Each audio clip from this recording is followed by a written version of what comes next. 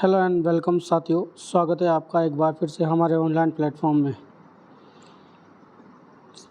कैसे हो दोस्तों? आशा करते हैं आप सभी लोग अच्छे होंगे और स्वस्थ होंगे और अपने कंपटीशन एग्ज़ाम की तैयारी में लगे होंगे। किसी कारणवश आपके लिए हम कुछ दिन के लिए वीडियो नहीं लेकर आए, उसके लिए आपके से समय याचना करते हैं, लेकिन अब कंटिन्यू आपके लिए वीडियो आएगी। तो दोस्तों, समय ख़राब ना करते हुए शुरू करते हैं हम आज की क्लास। पहला क्वेश्चन आपके सामने ये रहा।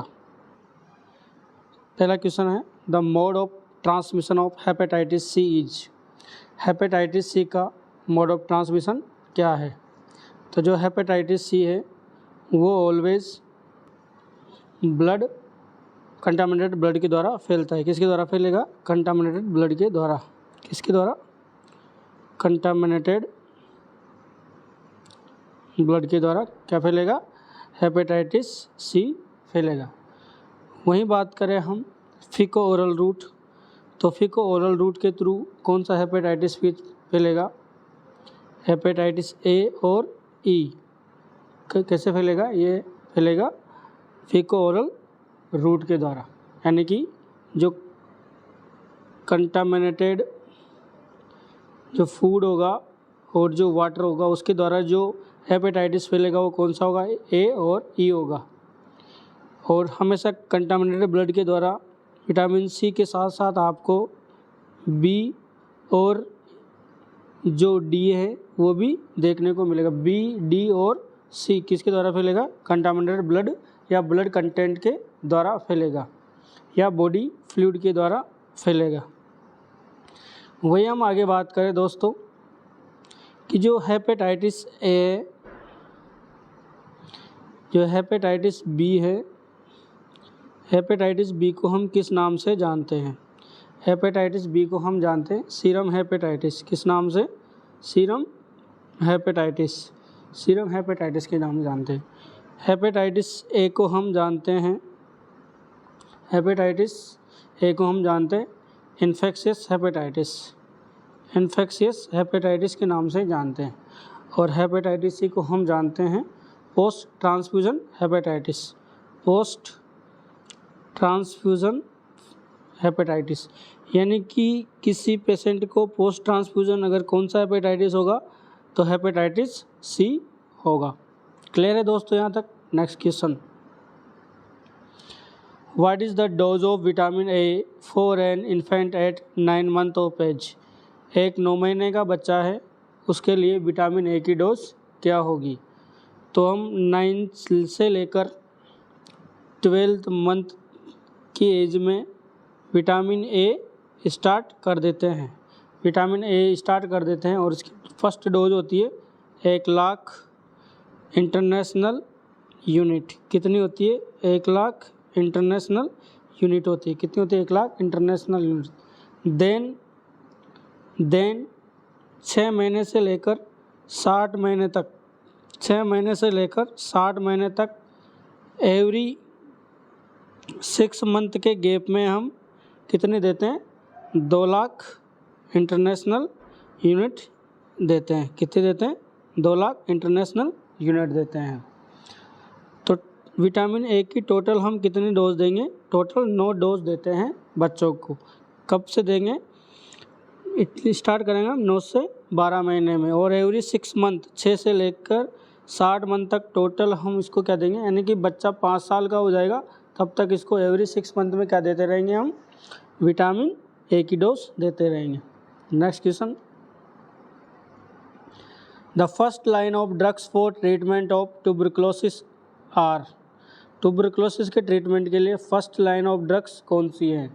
तो फर्स्ट लाइन ऑफ ड्रग्स की हम बात करें तो फर्स्ट लाइन ऑफ ड्रग्स हैं आइसोनियाजिड, रिफाम्पिसिन, पायराजिनामाइड, इथाम्बुटोल और स्ट्रेप्टोमाइसिन। तो आपका आंसर होगा ए, आइसोनियाजिड, रिफाम्पिसिन, पायराजिनामाइड, इथाम्बुटोल और स्ट्रेप्टोमाइसिन फर्स्ट लाइन है। वहीं बात करें हम सेकंड लाइन की, सेकंड लाइन में कौन कौन सी आती है? सेकंड लाइन में आती है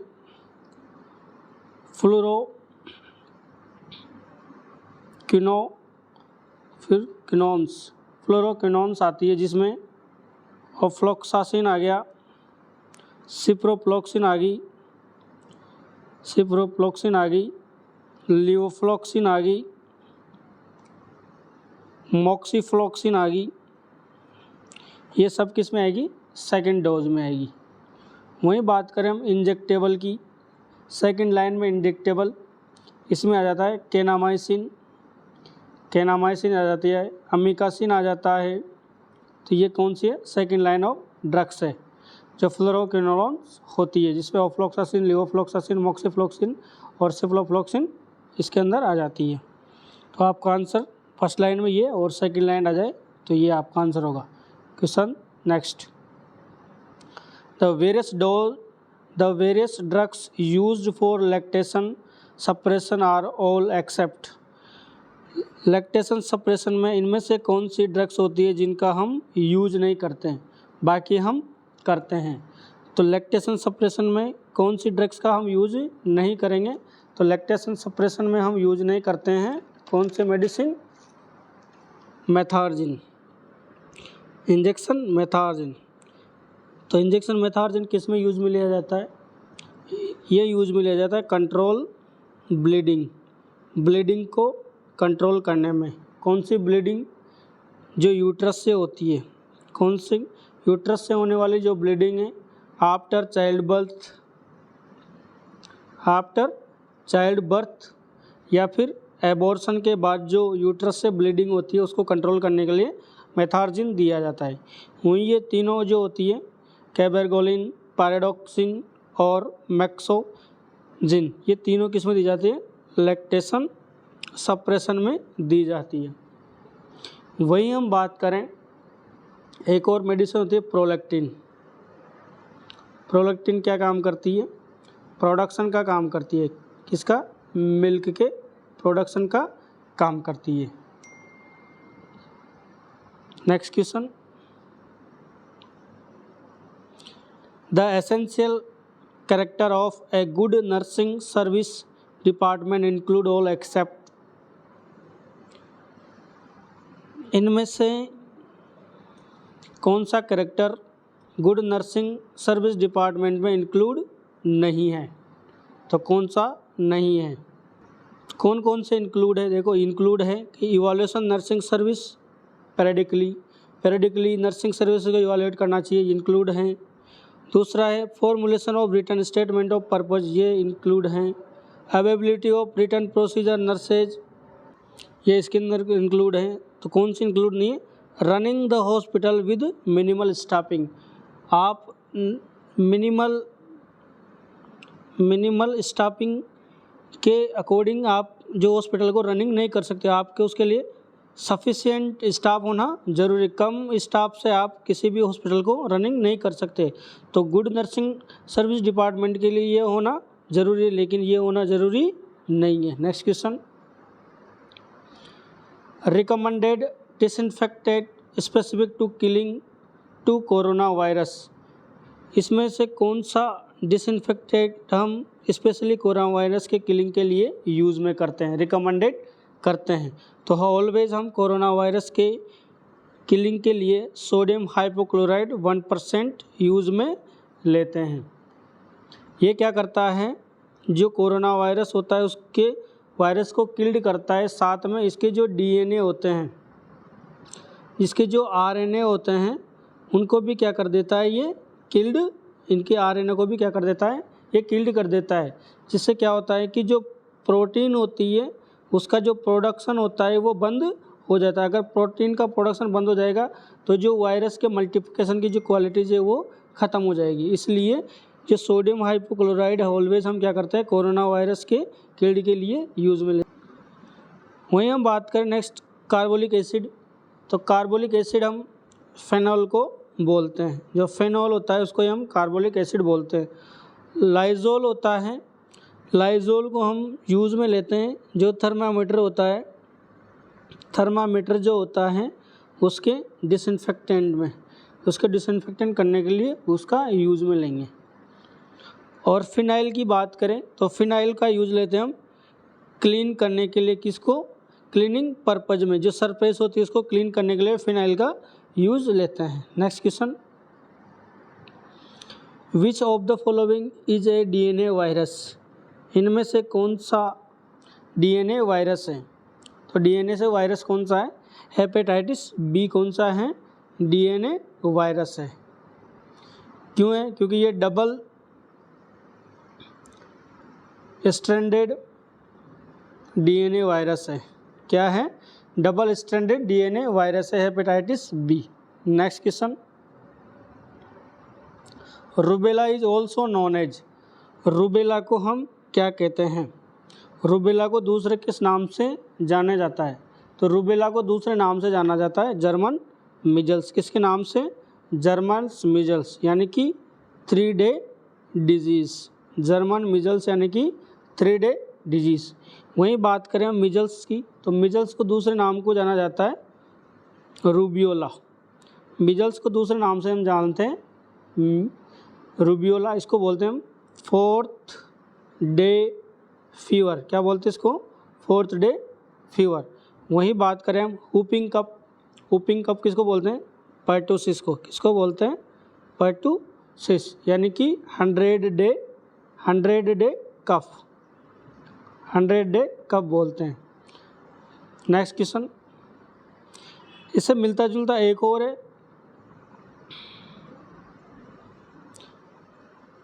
रोसियोला। रोसियोला हम किसको बोलते हैं? 6th डिजीज़ को। किसको बोलते हैं? 6th डिजीज़ को हम क्या बोलते हैं? रोसियोला बोलते हैं। क्लियर है यार? नेक्स्ट क्वेश्चन,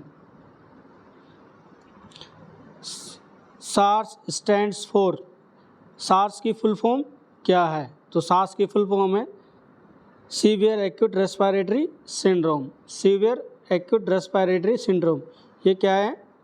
रेस्पिरेटरी डिजीज़ है। ये क्या है? रेस्पिरेटरी डिजीज़ है, जो सार्स कोरोना वायरस होता है उसके द्वारा कोज्ड होती है। सार्स कोरोना वायरस के द्वारा क्या होती है? कोज्ड होती है। इसको बोलते हैं severe acute respiratory syndrome. Next question, the mode of transmission of leprosy is, leprosy का मोड ऑफ ट्रांसमिशन क्या है? तो लेप्रोसी ऑलवेज ड्रॉपलेट इन्फेक्शन के द्वारा फैलती है। किसके द्वारा फैलती है? ड्रॉपलेट। नोज एंड जो थ्रोट सिक्रेशंस होते हैं उसके द्वारा क्या फैलती है? लेप्रोसी फैलती है। लेप्रोसी को ही हम एक और नाम से जानते हैं, इसका दूसरा नाम है हैंसन डिजीज़। लेप्रोसी को हम क्या बोलते हैं? हैंसन डिजीज़ बोलते हैं। इसको डायग्नोसिस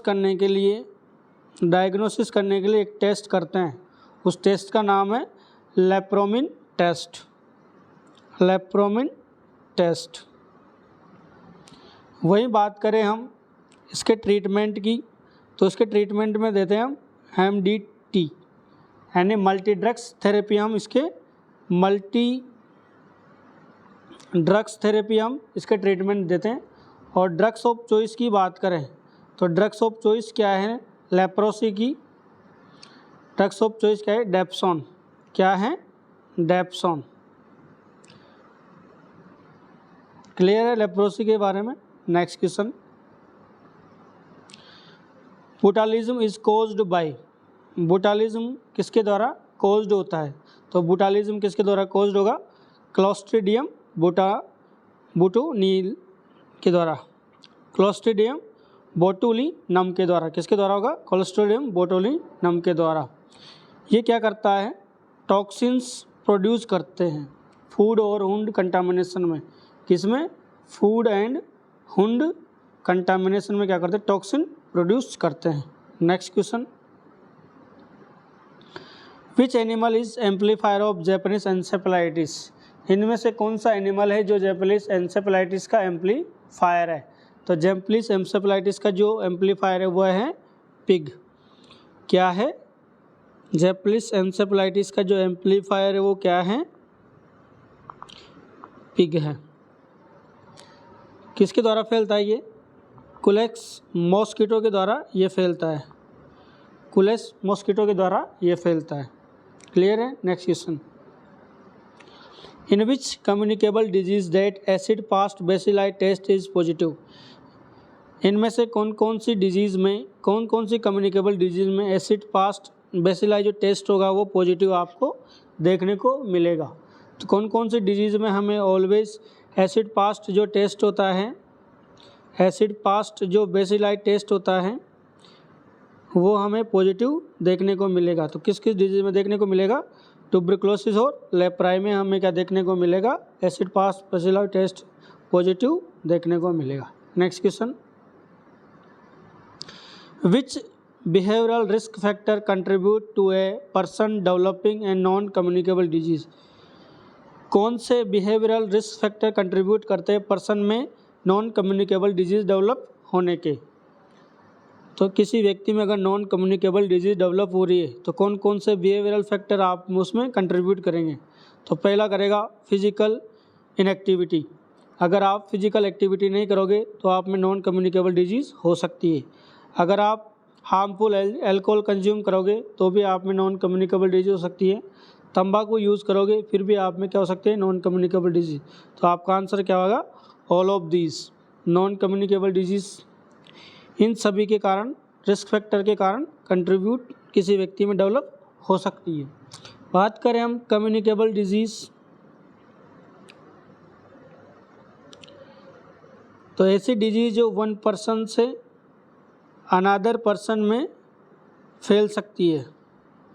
ऐसी डिजीज जो one person to another person through contaminated के द्वारा हो सकती है। लेकिन नॉन कम्युनिकेबल डिजीज़ एक पर्सन से दूसरे पर्सन में होने के चांसेस नहीं होंगे, जैसे कि कैंसर, डायबिटीज़, ये डिजीज़ एक पर्सन से दूसरे। और कम्युनिकेबल डिजीज़ जैसे मलेरिया, डेंगू, टाइफाइड, ये वन पर्सन से दूसरे पर्सन में फैल सकती है। टीबी एक पर्सन से दूसरे पर्सन में हो सकती है। Next question, contributing factor for कोजेशन of cardiovascular disease आज। कार्डियोवेस्कुलर डिजीज़ के कोजेशन में कौन से फैक्टर्स होते हैं जो कंट्रीब्यूट करेंगे? तो जो सीवीएस कार्डियोवेस्कुलर डिजीज़ होती है, सीवीडी जो कार्डियोवेस्कुलर डिजीज़ होगी में कौन कौन से फैक्टर्स होंगे वो कंट्रीब्यूट करेंगे कोजेशन में? तो कौन कौन से होंगे? जेनेटिक फैक्टर भी होगा, टबैको भी होगा, एल्कोहल भी होगा, फिजिकल एक्टिविटी। तो ये सारे फैक्टर्स क्या करेंगे? कंट्रीब्यूट करेंगे कोजेशन में किसके? कार्डियोवेस्कुलर डिजीज़ के। तो आपका आंसर होगा genetic, tobacco, alcohol, physical activity. Next question, approach for cancer prevention policy are. Cancer prevention policy approach करती है तो कौन किस किस चीज़ को अप्रोच करेगी? अर्ली डिटेक्शन एंड ट्रीटमेंट, बिल्कुल इसको भी करेगी। स्क्रीनिंग इसको भी करेगी और पैलेटिव केयर इसको भी करेगी। तो आपका आंसर क्या होगा? All of them. तो कैंसर प्रिवेंटिव पॉलिसी इन सभी को क्या करती है? अप्रोच करती है। अर्ली डिटेक्शन एंड ट्रीटमेंट भी करेगी, स्क्रीनिंग भी करेगी और पैलेटिव केयर भी करेगी। तो आपका आंसर क्या होगा? All of them. Next question, the infection by which organism can cause cervical cancer. कौन से ऑर्गेनिज्म के द्वारा सर्वाइकल कैंसर इन्फेक्टेड होता है? सर्वाइकल कैंसर का जो इन्फेक्शन होगा वो कौन से माइक्रो ऑर्गेनिज्म के द्वारा होगा? Human papilloma virus. किसके द्वारा होगा? Human papilloma virus. Human papilloma virus के द्वारा क्या होगा? सर्वाइकल कैंसर देखने को मिलेगा। नेक्स्ट क्वेश्चन, हेपेटाइटिस बी के द्वारा क्या होगा? इन्फ्लामेशन हमें देखने को मिल सकती है लीवर के अंदर। लीवर के अंदर इन्फेक्शन और इन्फ्लामेशन देखने को मिल सकती है। एचआईवी क्या करेगा? एड्स कोज करेगा। क्या करेगा? एड्स कोज करेगा। वहीं एच पाइलोराई क्या करेगा? स्टोमक कैंसर करेगा। एच पाइलोराई क्या करेगा? स्टोमक कैंसर कोज करेगा। क्लियर है यहाँ तक? Next question, what is palliative care. Palliative care क्या है? तो पैलेटिव केयर क्या है? तो आपका आंसर होगा A, is an approach to improve quality of life of patient and their who are facing life threatening illness. Patient की जो क्वालिटी ऑफ लाइफ होती है उसको इम्प्रूव करना क्या कहलाता है? पैलेटिव केयर कहलाता है। तो वो जो लाइफ फेसिंग ट्रीटमेंट है उसमें क्या कर रहा है? वो ट्रीटमेंट उसका ले रहा है। इसी कंडीशन को हम क्या बोलेंगे? पैलेटिव केयर बोलेंगे। Next question, brachytherapy refer to, brachytherapy किसको रेफर करती है? ब्रेकीथेरेपी किस चीज़ को रेफर करेगी? तो ब्रेकीथेरेपी किसको रेफर करेगी? Procedure of placing radio active material inside the body. Brachytherapy में क्या किया जाता है? जो रेडियो एक्टिव मटेरियल्स होता है इनको बॉडी के अंदर इनसाइड बॉडी के अंदर इंसर्ट किया जाता है, उसको हम क्या बोलेंगे? ब्रेकीथेरेपी बोलते हैं। Next question, when was national family health and welfare programme start in India? India के अंदर family health and welfare programme कब स्टार्ट हुआ? तो ये कब हुआ था? 1952 में। कब स्टार्ट हुआ? 1952 में। Next question, tuberculosis accelerate the progress of which disease? Tuberculosis accelerates the progress of which disease? Tuberculosis की गति को तीव्र करने के लिए कौन सी डिजीज़ होती है? तो इनमें से कौन सी डिजीज़ ट्यूबरकुलोसिस की गति को बढ़ा देती है? कौन सी डिजीज़ बढ़ाएगी ट्यूबरकुलोसिस की गति को? और फास्टली ट्यूबरकुलोसिस होना किस डिजीज़ के कारण होगा? तो आपका आंसर होगा HIV एड्स। अगर किसी व्यक्ति को HIV एड्स हैं तो और गति से उसको क्या होगा? ट्यूबरकुलोसिस बढ़ेगा। Next question, which of the following disease eradicate from India? इनमें से कौन सी डिजीज़ इंडिया से इराडिकेट हो गई है? तो कौन कौन सी डिजीज़ है जो इंडिया से इराडिकेट हो गई है? स्मॉल पॉक्स हो गया है, गुनिया वॉर्म हो गया है, पोलियो हो गया है, यॉक हो गया है। वहीं बात करें स्मॉल पॉक्स की, तो इंडिया से कब हुआ था ये? 1977 में। अगर वर्ल्ड का पूछ ले तो भैया वर्ल्ड से कब हुआ था ये? तो ये 8 मई 1980 को। वहीं बात करें हम पोलियो की, पोलियो कब हुआ इंडिया से? सन 2014 में। और गुनिया वर्म और यॉक्स कब हुआ? सन 2015 में। क्लियर है यहाँ तक? Next question, when was India declared polio free? India को पोलियो फ्री कब डिक्लेयर किया गया? तो इंडिया को पोलियो फ्री डिक्लेयर किया गया 27 मार्च सन 2014 में। कब किया गया? 27 मार्च सन 2014 में। Next question, notifiable disease as per under IHRR, WHO के अंडर नोटिफाइबल डिजीज़ कौन सी है? IHR के अंडर में WHO ने नोटिफाइबल डिजीज़ कौन कौन सी है? तो IHR का मतलब है, पहले तो IHR का मतलब जानो। IHR का मतलब है इंटरनेशनल हेल्थ रेगुलेशन। तो इंटरनेशनल हेल्थ रेगुलेशन के अंडर नोटिफाइबल डिजीज़ कौन कौन सी है? WHO को अकॉर्डिंग, WHO के अकॉर्डिंग IHR के अंडर कौन कौन सी नोटिफाइबल डिजीज़ है? तो कौन कौन सी नोटिफाइबल डिजीज़ है? कोलेरा है, प्लेग है और येलो फीवर है। कोलेरा है, प्लेग है और येलो फीवर है। कौन सी डिजीज़ है? ये नोटिफाइबल डिजीज़ है WHO के अकॉर्डिंग अंडर IHR में। Next question, INAP stands for, INAP की फुल फॉर्म क्या है? INA की फुल फॉर्म है India newborn action plan. India newborn action plan, ये प्लान जून सन 2014 में क्या किया? लॉन्च्ड किया गया। जून सन 2014 में क्या किया? लॉन्च्ड किया गया।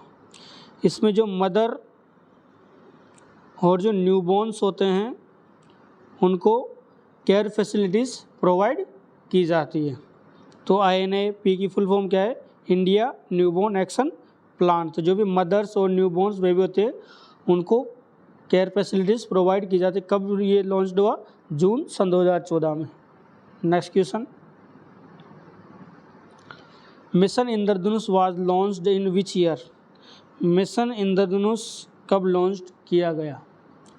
तो मिशन इंद्रधनुष लॉन्च किया गया 25 दिसंबर सन 2014। किसके द्वारा? यूनियन हेल्थ मिनिस्टर के द्वारा। किसके द्वारा? यूनियन हेल्थ मिनिस्टर के द्वारा सन 2014 में ये क्या किया गया? लॉन्च किया गया। तो दिसंबर सन 2014। तो दिसंबर सन 2014 आपका आंसर राइट होगा। इसमें क्या है?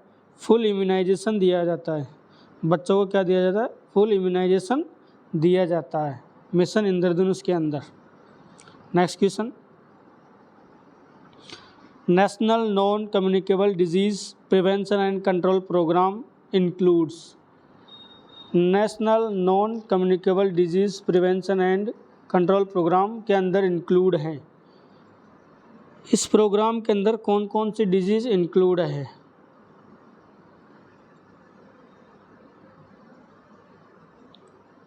कौन कौन सी डिजीज़ इंक्लूड हैं इसके अंदर? तो इसके अंदर इंक्लूड हैं कैंसर, डायबिटीज़, कार्डियोवैस्कुलर और स्ट्रोक। कौन सी डिजीज़ इंक्लूड है इसके अंदर?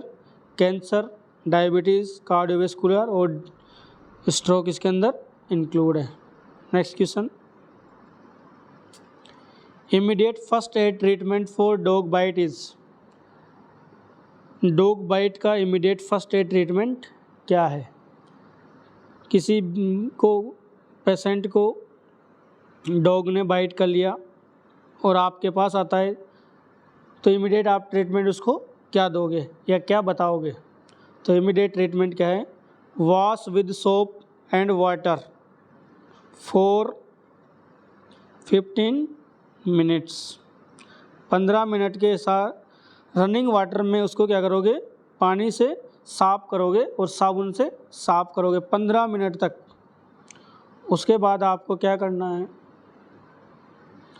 प्रेस करना है एक क्लीन क्लॉथ से। क्या करना है आपको? प्रेस करना है क्लीन क्लॉथ से। जिससे क्या होगा? जो वुंड से जो ब्लीडिंग होगी वो रुक जाएगी। उसके बाद आप कर सकते हो एंटीबैक्टीरियल ऑइंटमेंट घाव में लगा सकते हो। उसके बाद आपको कवर करना है स्टेराइल बैंडेज से कवर कर सकते हो। उसके बाद आपको साइन ऑफ इन्फेक्शन देखना है। तो ये सारे काम आपको क्या करना है? तो पहला काम तो आप ये करोगे, दूसरा ये करोगे, तीसरा ये करोगे। आपको ये काम कभी भी नहीं करना है। Next question, the ratio of cardio compression and artificial breathing. Cardio compression और आर्टिफिशियल ब्रीथिंग का जो रेशियो है वो कितना है? तो इसका रेशियो है 30:2। Next question, the first treatment of choking is. Choking का फर्स्ट ट्रीटमेंट क्या है? तो चोकिंग का फर्स्ट ट्रीटमेंट है give 5 sharp back blow between shoulder and shoulder blade. Patient के पीछे जो शोल्डर ब्लेड होती है उस पर ज़ोर से क्या करोगे? आप पेशेंट को किक करोगे। क्या करोगे? किक करोगे। जिससे क्या होगा कि जो चोकिंग हुआ है वो निकल जाएगा। ठीक है, रास्ता क्लियर हो जाएगा। तो दोस्तों आज के लिए इतना ही। फिर मिलते हैं आपको नेक्स्ट क्लास में। तब तक के लिए आप हमारे चैनल को लाइक करो, शेयर करो, लाइक एंड शेयर कर दो और साथ में सब्सक्राइब भी कर दो। थैंक्स।